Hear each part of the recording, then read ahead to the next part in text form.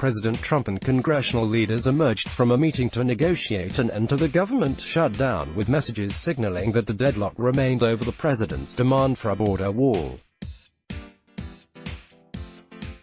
Published on Gin.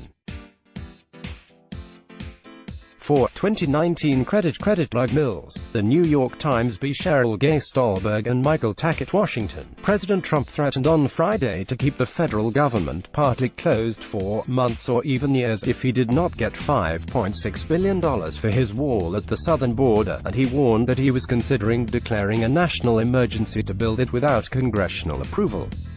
Mr. Trump and Democratic leaders emerged from a two-hour meeting in the White House Situation Room without a deal to reopen government agencies that have already been shuttered for 2 weeks, and the two sides offered sharply contrasting views of where they stood. By day's end, the two sides appeared to be still locked in a stalemate.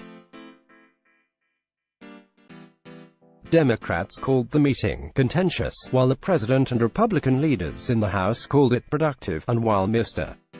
Trump announced that he had assigned Vice President Mike Pence to lead a working group to negotiate with Democrats over the weekend. Democrats said the phrase "working group" was never discussed. "We told the president we needed the government open." Senator Chuck Schumer of New York, the Democratic leader, told reporters outside the White House. He resisted. In fact, he said he'd keep the government closed for a very long period of time, months or even years. President Trump took the public stage this week, clearly intent on framing the conflict on his own terms. Appearing in the Rose Garden later, Mr.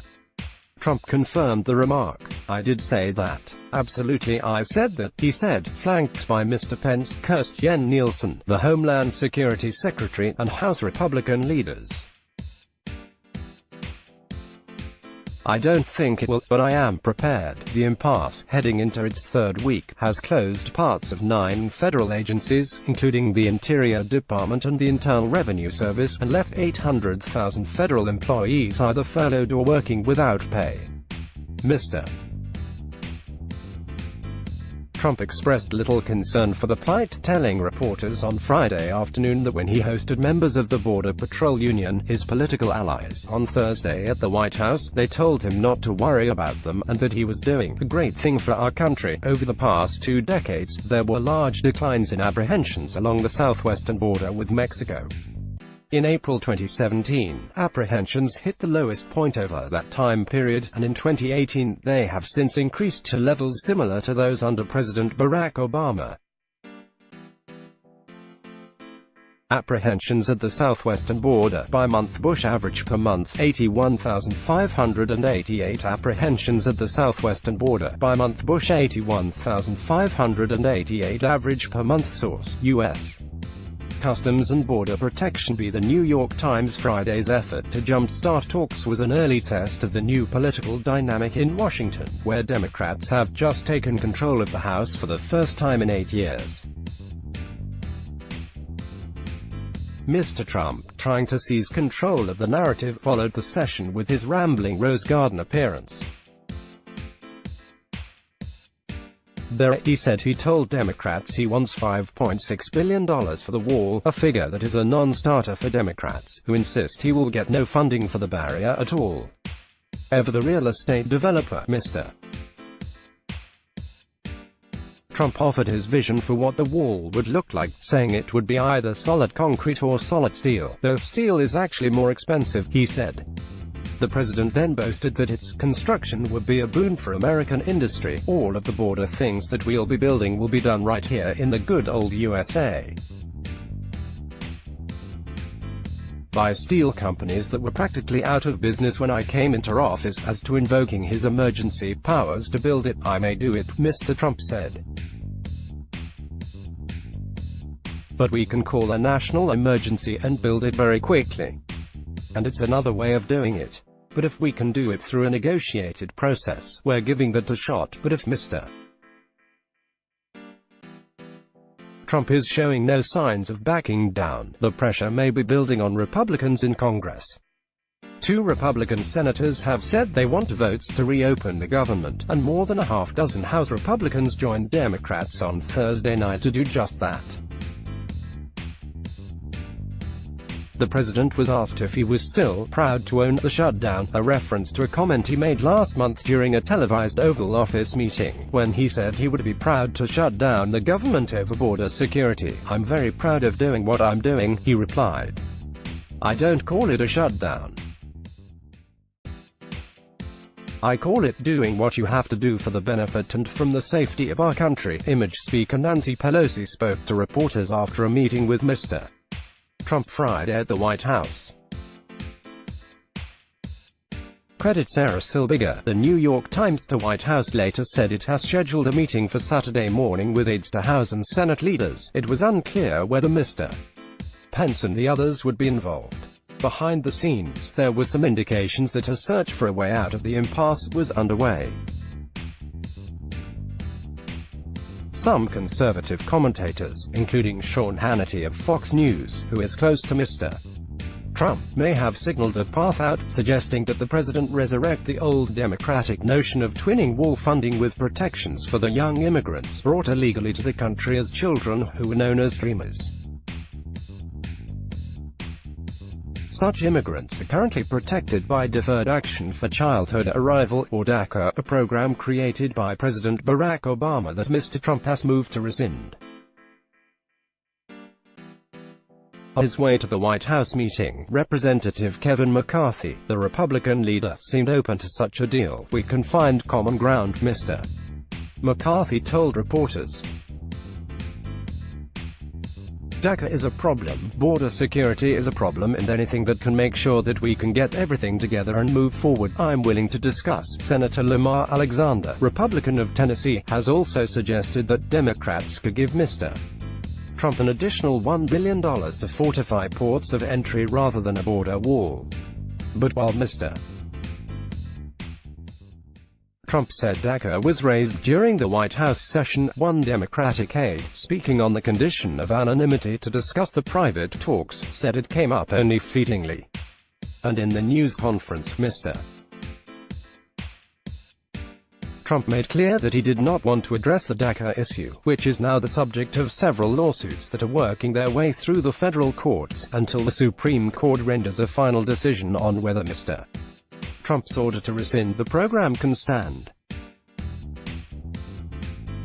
Mr. Trump also raised the issue of ports of entry for immigrants, but again, he eventually stuck to his demand that any strengthening of controls at such ports needed to be complemented with a wall.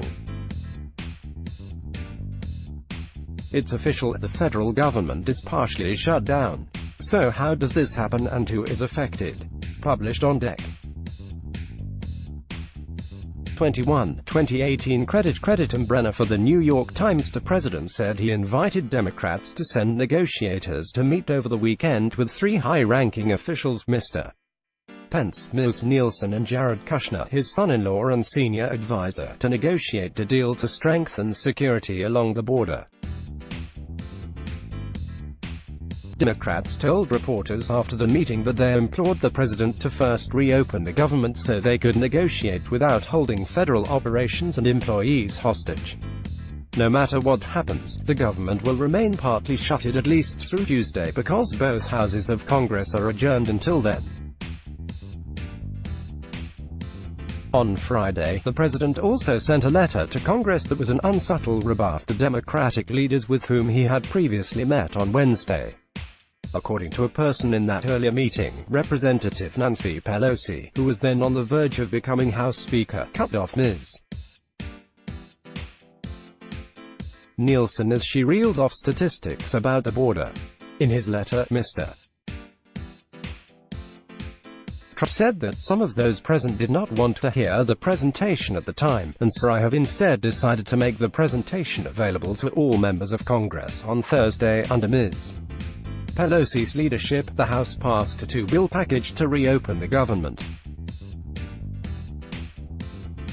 The first measure combines 6 bills that have already garnered bipartisan support in the Republican-led Senate. They would reopen nearly all of the shuttered agencies and fund them through Sept. 30, the end of the fiscal year. The second is a stopgap spending measure to fund the Department of Homeland Security through Feb. 8. A date that Senator Mitch McConnell, Republican of Kentucky and the Majority Leader, proposed toward the end of last year in a measure that passed the Senate by voice vote, but which the President rejected. In their last meeting, Mr. Trump rejected reopening the government while wall talks continued, telling the group, "I would look foolish if I did that." For his part, Mr. McConnell has refused to take up the House package, insisting that he will not bring anything to the floor that Mr. Trump will not sign. Democrats argued in the meeting that Mr. McConnell should at least pass the cluster of appropriations bills while continuing to negotiate over border security. Trump again rejected that idea on Friday.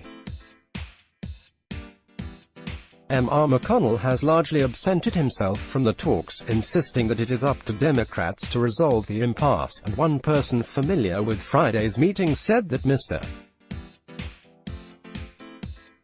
McConnell said very little, but he is beginning to face pressure from Republicans who are seeking re-election in 2020 and are targeted by Democrats.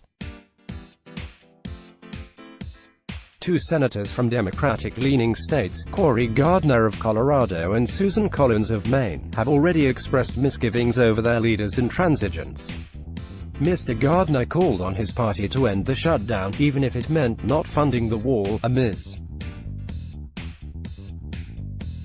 Collins, who took a leading role in ending a previous shutdown, said she would support measures to fund the government in already approved appropriations bills. Peter Baker contributed reporting. A version of this article appears in print on page A1 of the New York edition with the headline, "Trump prepared to have impasse last for months." Order reprints today's paper. Subscribe.